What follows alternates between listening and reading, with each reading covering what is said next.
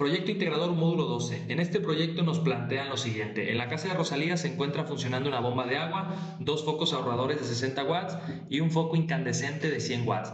En las terminales de la bomba de agua existe una diferencia de potencial de 120 voltios y circula una corriente de 5 amperes. Dice que después de 30 minutos la energía eléctrica en casa de Rosalía queda suspendida debido a una descarga atmosférica sobre el transformador que proporciona el suministro eléctrico, lo que también ocasiona que éste se aísle de la red eléctrica y adquiera una carga eléctrica de menos 6000 microcoulombs. La bomba de agua también queda cargada después de su operación con una intensidad de más 600 microcoulomb. Considera que la bomba de agua de la casa de Rosalía se encuentra 12 metros al norte del transformador de suministro eléctrico y 5 metros al este. Bueno, lo primero que nos preguntan después de ver este planteamiento es lo siguiente. ¿Qué potencia eléctrica desarrolla la bomba de agua de acuerdo con las características señaladas? Y nos dice que anotemos el resultado anterior en kilowatts.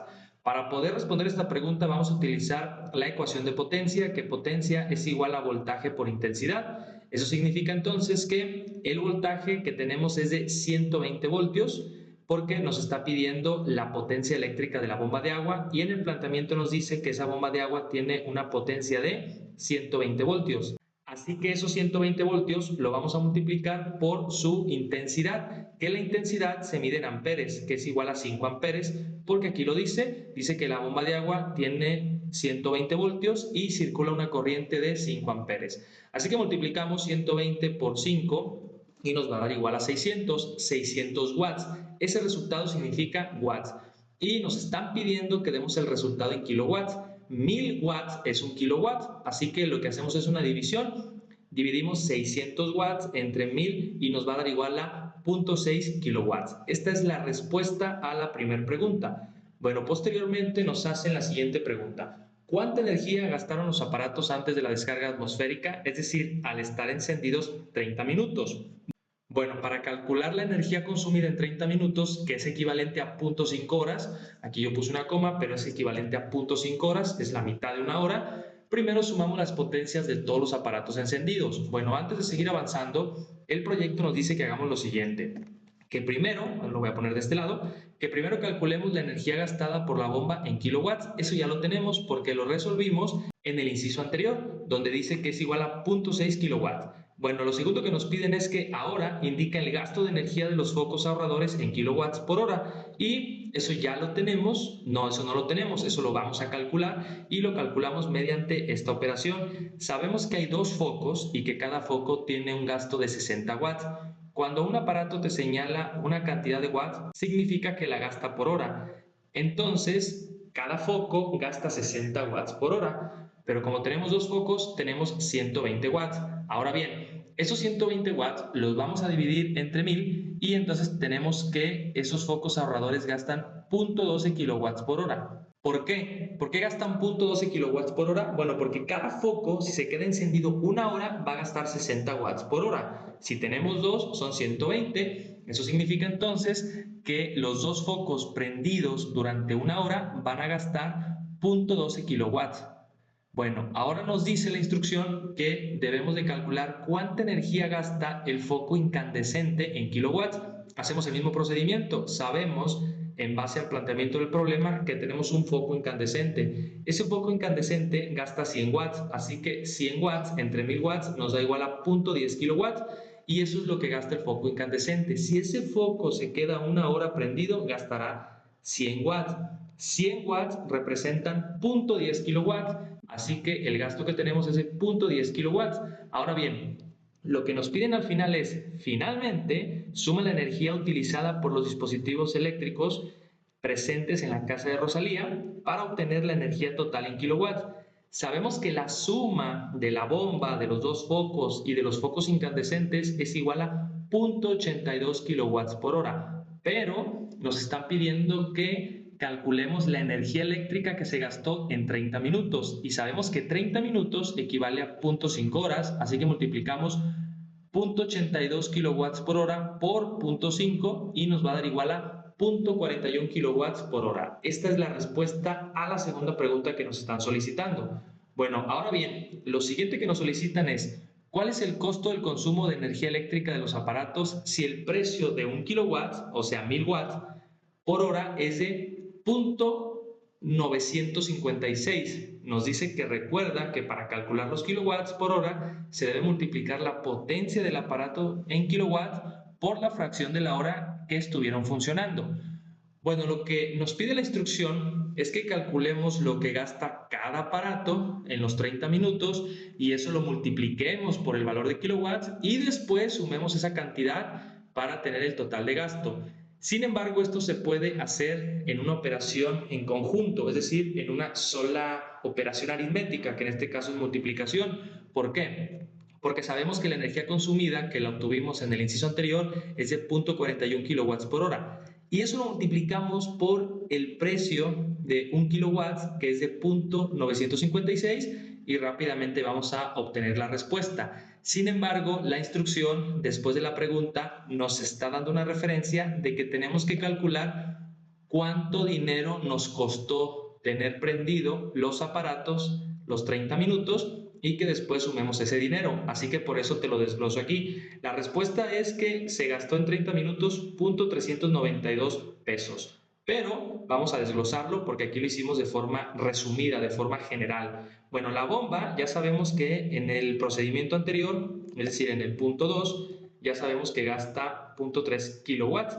Esos 0.3 kilowatts lo vamos a multiplicar por el precio de 1 kilowatt y nos da que la bomba gasta, o gastó, mejor dicho, en esos 30 minutos, $0.2868. O mejor dicho, nos costó tenerla prendida 30 minutos, $0.2868. Bueno, entonces hacemos lo mismo con los focos ahorradores. Ya sabemos que tenemos 0.12 kilowatts por 5 es igual a 0.06 kilowatts.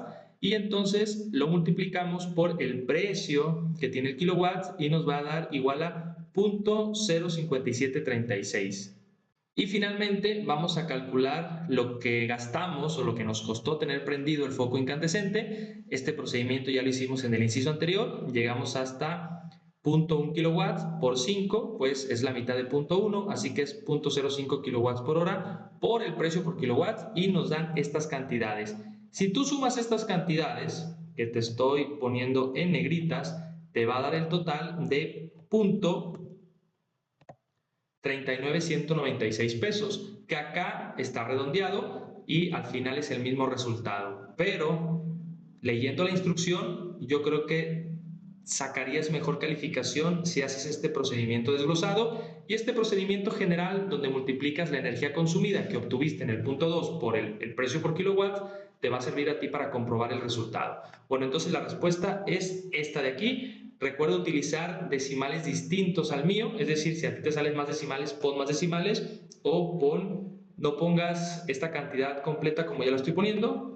Quítale un decimal para que aparezca esta cifra y listo, para que tu trabajo sea calificado con originalidad. Bueno, nos vamos al punto 4. En el punto 4 dice, si tanto el transformador como la bomba de agua quedaron eléctricamente cargadas, ¿cuál es la fuerza de atracción entre ellas? Recuerda que la distancia, que en este caso la vamos a representar como D, es la distancia más corta entre las cargas. La hipotenusa del triángulo rectángulo, cuyos catetos son de 12 metros al norte y 5 metros al este, los cuales separan el transformador de la bomba de agua. Bueno, para que se entienda mejor esta instrucción, lo que nos están diciendo es que el transformador hacia la bomba formó la figura de un triángulo rectángulo, que es esta de aquí, la voy a pasar hacia el frente. Esto nos formó, aquí está el transformador en un poste y aquí está la bomba y el transformador le da corriente eléctrica a la bomba. Esto formó la figura de un triángulo rectángulo.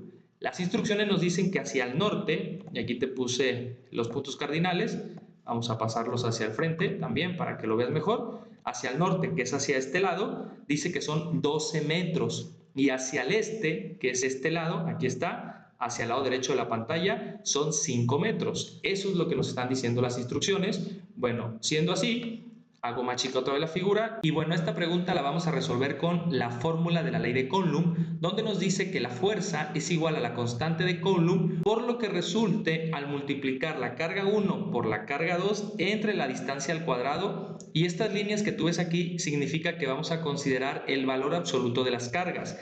Eso quiere decir que si la carga es negativa, no vamos a considerar su signo negativo, sino solamente el número o el valor de la carga. Pero antes tenemos que resolver cuánto vale la distancia y la distancia está representado por D, como ya habíamos mencionado hace un momento, y para saber cuál es la distancia tenemos que utilizar el teorema de Pitágoras. ¿Por qué? Bueno, el teorema de Pitágoras nos va a decir cuánto mide la hipotenusa. ¿Y qué tiene que ver la hipotenusa aquí? Bueno, pues mucho. Como ya te expliqué, este es el transformador y esta es la bomba. Sabemos que hacia el norte son 12 metros y sabemos que hacia el este son 5 metros. La pregunta que va a resolver el teorema de Pitágoras es ¿cuánto mide esto? ¿Cuánto mide esta hipotenusa que se forma en ese triángulo rectángulo? Y nos dice que para saber cuánto mide la hipotenusa, pues utilizamos su fórmula base del teorema, que es C al cuadrado es igual a al cuadrado más b al cuadrado. Estas letras representan lo siguiente: C representa la longitud de la hipotenusa, A y B representan los catetos. Entonces vamos a sustituir esas variables por los valores. Sabemos que la distancia la vamos a representar como D, que está aquí, la pasamos de este lado. Tú le puedes poner C para que sea un trabajo calificado con originalidad y signifique que estás utilizando la variable del teorema de Pitágoras. Bueno, entonces cuando tenemos nosotros aquí D, en tu caso C, tenemos que despejar la elevación al cuadrado, que es esta C al cuadrado. Siempre que queremos despejar una elevación al cuadrado, tenemos que pasarla al lado derecho del signo y una elevación al cuadrado al lado derecho del signo de igual va a pasar como raíz cuadrada. Por eso es que tenemos aquí nosotros, y lo voy a hacer más grande, y lo voy a pasar hacia el frente, tenemos aquí nosotros D es igual a raíz cuadrada, que sería lo mismo que C es igual a raíz cuadrada. Esta raíz cuadrada surge porque la variable que representa la hipotenusa está elevada al cuadrado, que en este caso es C, en este caso sería D, y como queremos saber el valor en metros de esa variable, es decir, la distancia, por eso es que ese cuadrado lo tenemos que despejar y lo despejamos al pasarlo al lado derecho del signo de igual, y al pasarlo al lado derecho del signo de igual va a pasar como una raíz cuadrada. Y tenemos entonces que el primer cateto de ese triángulo es el que va hacia el norte, es el que va hacia acá arriba, que es este de aquí, y sabemos que ese mide 12 metros, por eso ponemos D es igual a la raíz cuadrada de 12 al cuadrado. ¿Por qué al cuadrado? Bueno, aquí nos dice la fórmula del teorema de Pitágoras, que al primer cateto lo vamos a elevar al cuadrado, por eso dejamos esta elevación al cuadrado, más el segundo cateto. El segundo cateto de este triángulo rectángulo es 5 metros hacia el este, por eso se forma este triángulo así, porque son menos metros hacia el este y más metros hacia el norte. Y tenemos entonces que es igual a 5 elevado al cuadrado, y una vez que nosotros sustituimos estos valores, vamos a obtener el valor de 13 metros, que aquí está. Y aquí te pongo la comprobación en la calculadora. La calculadora que utilizo se llama Hyperscientific y la puedes bajar en Android y también la puedes bajar para iPhone. Te voy a dejar aquí el nombre de esa calculadora para que la puedas buscar en la Play Store o en la Apple Store. Bueno, aquí está. Si nosotros ponemos entonces estos datos, también los voy a pasar para el frente para que veas mejor. Aquí está. Vamos a hacerlo un poquito más chico. Y si nosotros ponemos estos datos que tú ves aquí en la calculadora, evidentemente no vamos a poner la D, porque vamos a hacer este cálculo de aquí. Nos va a dar como resultado el valor de 13. Y entonces significa que ya sabemos cuánto mide la distancia entre la bomba y el transformador, que forman una hipotenusa en este triángulo rectángulo, y esta hipotenusa tiene el valor de 13 metros. Una vez que ya sabemos que tiene el valor de 13 metros y que también sabemos que la constante de Coulomb la puedes buscar en Google, y ahí sería tu primera referencia a este trabajo, tiene un valor de 9 por 10, bueno, aquí quité el por, 9 por 10 elevado a la 9 newtons por metro al cuadrado sobre Coulomb al cuadrado. Tú le pones en Google valor de la constante de Coulomb espacio UNAM y te van a salir muchas fuentes de información. Escoge la que tú quieras y la vas a referenciar en este trabajo. Escoge una de la UNAM para que tu referencia sea tomada como buena. Bueno, entonces una vez que ya sabemos que el valor de D es igual a 13 metros, pues seguimos avanzando en el procedimiento y aquí lo vamos a resolver. Vamos a sustituir los valores. Sabemos que la constante de Coulomb, ya te la dije, es de 9 por 10 elevado a la 9. Cerramos paréntesis y lo vamos a multiplicar por los valores absolutos de la carga. En este caso la carga 1 es de menos 600 por 10 elevado a la menos 6 microcoulomb. Bueno, en este caso es coulomb porque estamos poniendo su equivalente. Cuando ponemos al menos 6000 microcoulomb, quitamos el microcoulomb y le ponemos por 10 elevado a la menos 6, ya no estamos hablando de microcoulomb, estamos hablando de coulomb. Entonces, para ser muy prácticos, menos 6000 microcoulombs equivalen a menos, o es lo mismo que menos 6000 por 10 elevado a la menos 6 coulomb. Es exactamente lo mismo y esto lo puedes comprobar, le pones en Google cuál es el equivalente en coulombs de menos 6000 microcoulombs y te va a aparecer esta cantidad que te estoy señalando.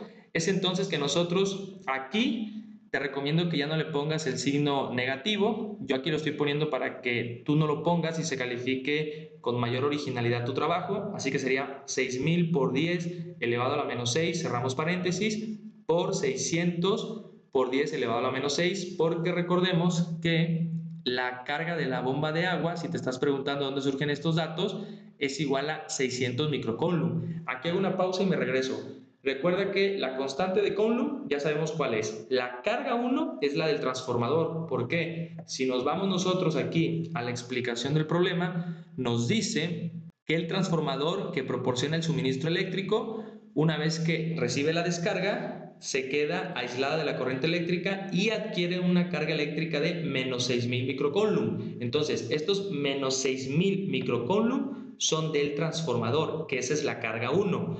Y la carga 2 es la de la bomba de agua, porque aquí nos está diciendo que la bomba de agua también queda cargada después de su operación con una intensidad de más 600 microcoulomb. Así que esa es la carga 2. Me regreso al procedimiento y una vez entonces sabemos cuál es el valor de Q1, cuál es el valor de Q2, cuál es el valor de K y ya supimos cuál es el valor de D en el procedimiento anterior, en la diapositiva 5, que es igual a 13 metros.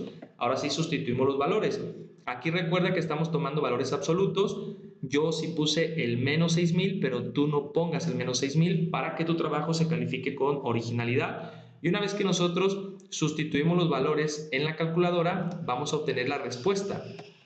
Que la respuesta es igual a 191.72 newtons, porque la fuerza se mide en newtons. Eso significa que la fuerza de atracción entre el transformador y la bomba de agua es de 191.72 newtons. Aquí cuando yo introduzco los valores en la calculadora con sus valores absolutos, como te puedes dar cuenta, me da el mismo resultado. Evidentemente aquí está redondeado y acá no. Te recomiendo que tu resultado no sea igual a 191.72, tú ponle más decimales para que te califiquen con originalidad. Y es entonces que también lo que tú tienes que poner es el desglose del procedimiento. La calculadora te sirve para comprobar tu resultado y aquí simplemente vas desglosando. Primero resuelves lo de arriba, que aquí yo lo resolví, y lo pones. Esta parte de arriba se divide entre el valor de abajo y ya me sale este resultado. Y luego ahora sí lo multiplico por la constante de Coulomb y ya me da el resultado que te acabo de explicar.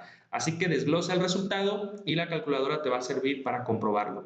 Y ya tenemos entonces la respuesta del punto 4. En el punto 5 nos piden que digamos cuál es la intensidad del campo eléctrico generado por el transformador en el punto donde se sitúa la bomba de agua. Bueno, esto lo vamos a resolver con la ecuación de intensidad de campo eléctrico, que es igual a E, que significa intensidad de campo eléctrico, es igual a la constante de Coulomb por las cargas en sus valores absolutos, porque estamos poniendo aquí estas líneas verticales, entre la distancia al cuadrado.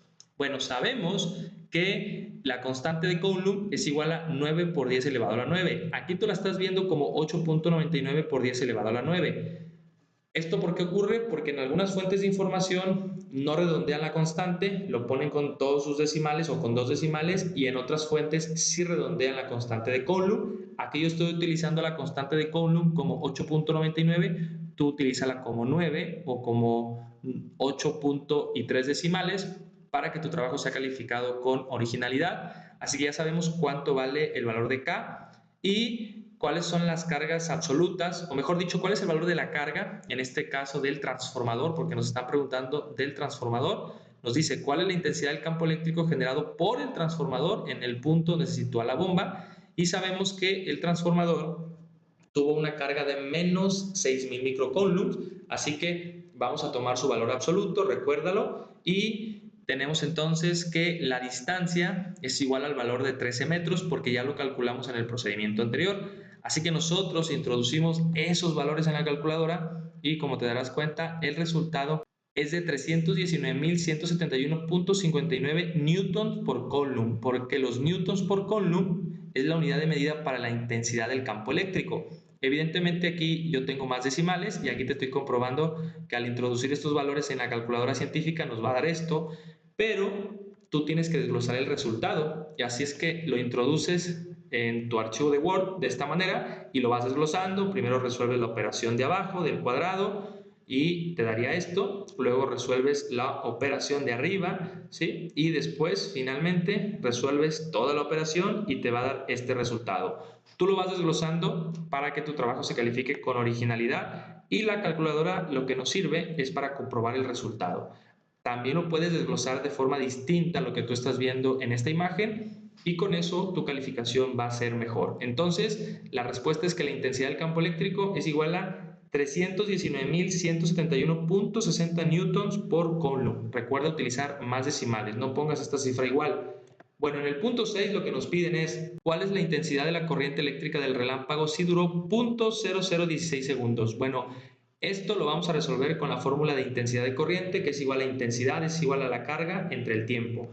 Sabemos que la intensidad de corriente con la que se quedó el transformador después del relámpago es de menos 6.000 microcoulomb, que ya sabemos que esto es equivalente a menos 6.000 por 10 elevado a la menos 6 coulomb, y sabemos que esta cifra que te acabo de leer también es equivalente a menos 0.006 coulomb, y esto lo podemos resolver de esta manera.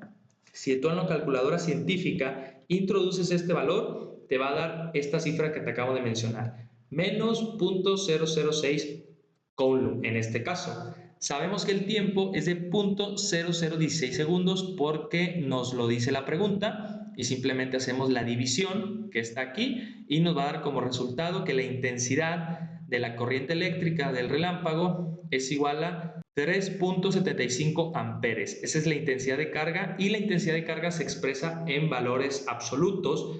Quizás te estás preguntando que por qué no consideramos el signo negativo. Bueno, es porque se considera en valores absolutos, que eso significa que no tomamos en cuenta los signos ni negativo ni positivo. En este caso simplemente es el valor de amperes. Bueno, esta es la respuesta a la pregunta número 6. Vamos a la pregunta número 7. En la pregunta número 7 nos dice, debido a la descarga atmosférica, la bomba de agua se averió y debe reemplazarse el devanado del motor. ¿Qué valor de resistencia debe tener este devanado para que la bomba de agua funcione perfectamente? Esta pregunta la vamos a resolver con la ecuación de la ley de Ohm, que dice que la resistencia es igual al voltaje entre la intensidad. La intensidad se mide en amperes, así que sabemos que la bomba de agua tenía un voltaje de 120 voltios y sabemos que la intensidad de esa bomba de agua era de 5 amperes.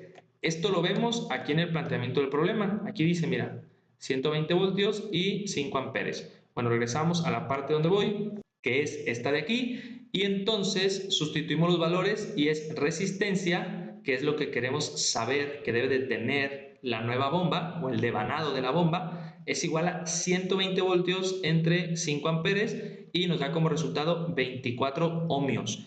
Quiere decir entonces que la resistencia que debe tener el devanado del motor para que la bomba de agua funcione correctamente es de 24 ohmios. Bueno, aquí está la respuesta al punto 7 y ahora nos vamos al punto 8. En el punto 8 nos dice, por lo sucedido, Rosalía se percata de que sus gastos por mes serán de 375, por lo que decide ahorrar diariamente 30 pesos durante 15 días. Nos piden que hagamos una gráfica que represente el ahorro de Rosalía, donde las X, o el eje de las X, mejor dicho, son los días y el eje de las Y son los ahorros. Es muy fácil, nosotros nos vamos a ir aquí a un Excel y en ese Excel lo que vamos a poner es días y ahorro. Vamos a poner 1 y el primer día ahorró 30 pesos y el segundo día ahorró 60 pesos porque si sumamos el valor de 30 más otros 30 nos da 60. Una vez que ya tenemos esto, simplemente aquí en los días selecciona las dos celdas, arrastras y te va a llevar hasta el día 15, ahí sueltas, y aquí también seleccionas las dos celdas en la columna de ahorro, arrastras y te va a llevar hasta el valor de 450 pesos en 15 días.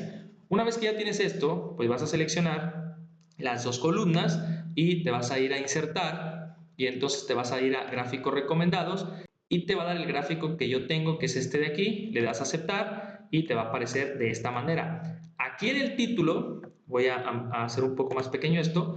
Aquí en el título tú vas a poner otro título que no diga ahorro de Rosalía. Pon ahorro para pagar la luz en la casa de Rosalía. Otra cosa.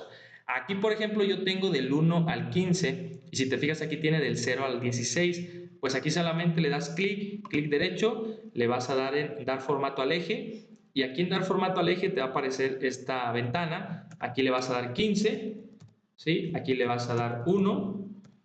Aquí le vas a dar, creo que ya apareció. Ahí está. Solamente le das 15 y 1, que es otra vez. Me regreso aquí. Voy a cerrar esto otra vez. Das clic aquí en los números. Le das en formato al eje del gráfico. Otra vez, no me apareció. Tiene que seleccionar aquí. Ahí está. Dar formato al eje. Y en dar formato al eje, como ves, aquí tengo 15 en máximos, 1 en principales y este 2 ya no lo moví y ya me apareció del 1 al 15, que son los días. Aquí lo cierro, aquí sí me aparece el ahorro desde mi punto de vista adecuado y entonces nada más agrego el título, voy a tomar una impresión de pantalla, lo pego a la columna, ¿sí? Tomo una impresión de pantalla y lo vas a pegar en tu archivo de Word. Bueno, una vez que ya tenemos la gráfica, nos piden que respondamos a unas preguntas y la primera pregunta que nos piden es, con base en la gráfica anterior, ¿cuánto habrá ahorrado Rosalía hasta el día 7? Pues nos vamos a la gráfica y sabemos que en el día 7 ahorró 210 pesos. Aquí está, día 7, 210 y ponemos esa respuesta. La segunda pregunta es, ¿cuál fue el ahorro total durante 15 días? Pues fue 450 pesos, 15 días. Aquí está, 450. ¿Y en qué día pudo haber cubierto el total de los gastos? En el día 13, porque en el 13º día se juntaron 390 pesos y recordemos que Rosalía va a pagar 375. Bueno, nos vamos a las últimas preguntas de la actividad y en las últimas preguntas, que es el punto 9, nos dice, redacta en mínimo 5 renglones. ¿Cuál es la importancia de las matemáticas en el estudio de los fenómenos electromagnéticos? Esta respuesta que pongo es para inspirarte, tú pon la tuya, redacta de una forma original, inspírate en esta respuesta y también busca otras fuentes de información. Dice, las matemáticas son fundamentales en el estudio de los fenómenos electromagnéticos porque permiten describir, predecir y analizar el comportamiento de las cargas eléctricas, los campos magnéticos y sus interacciones, desde la construcción de circuitos eléctricos hasta el desarrollo de motores y generadores. Las matemáticas permiten optimizar el uso de materiales, reducir pérdidas de energía y mejorar la eficiencia. Un claro ejemplo de esto que acabo de leer son los focos LED. Iluminan más y gastan menos energía eléctrica. Si las matemáticas no se usaran en fenómenos electromagnéticos, seguiríamos utilizando los focos amarillos incandescentes que se funden con total facilidad, que son más costosos y que gastan más luz y que dan menos luz, porque la luz amarilla da menos claridad a los objetos que la luz blanca, es decir, los ves con menor claridad, porque la luz blanca te permite ver mejor los detalles de un cuarto o de un espacio que esté siendo iluminado con este tipo de luz. Así que aquí con esta respuesta inspírate para que pongas tu propia respuesta. Y en el último punto del proyecto, que ya hemos llegado al fin, dice, menciona en 5 renglones cuál ley electromagnética utilizas más en tu vida diaria y por qué. Aquí me parece que hay dos. La primera es la ley de Ohm, porque establece la relación entre voltaje, corriente y resistencia. Y esta ley es fundamental para el diseño y funcionamiento de circuitos eléctricos en hogares, dispositivos electrónicos y sistemas de energía. Se aplican aparatos como teléfonos móviles, computadoras, lavadoras, refrigeradores y redes eléctricas y un montón de cosas que usamos día a día. Así que si no existiera la ley de Ohm, no podríamos tener los aparatos electrónicos en nuestra casa. Y la segunda ley que me parece que se utiliza mucho es la ley de Watt. Es de las más utilizadas en nuestra vida, aquí me faltó un acento, porque gracias a ella se determina cuánta energía eléctrica se consume en los aparatos, cuánta energía eléctrica consume por hora un refrigerador, un ventilador, un aire acondicionado, un router de Wi-Fi, la laptop y un montón de aparatos que no dije, pero que sí utilizamos, y es la unidad de medida mediante la cual nos cobra la luz CFE. Si tú ves tu recibo, ahí dice el valor de cada kilowatt, y recordemos que entre todos estos aparatos se van reuniendo hasta 1000 watts para formar un kilowatt y es cuando ya te llega el cobro. Así es que la ley de Watt y la ley de Ohm, desde mi punto de vista, son de las más utilizadas. Escoge una y redacta con originalidad tu respuesta. Bueno, hemos llegado al fin. Si te gustó este video, te invito a suscribirte y a darle like. Hasta otra oportunidad.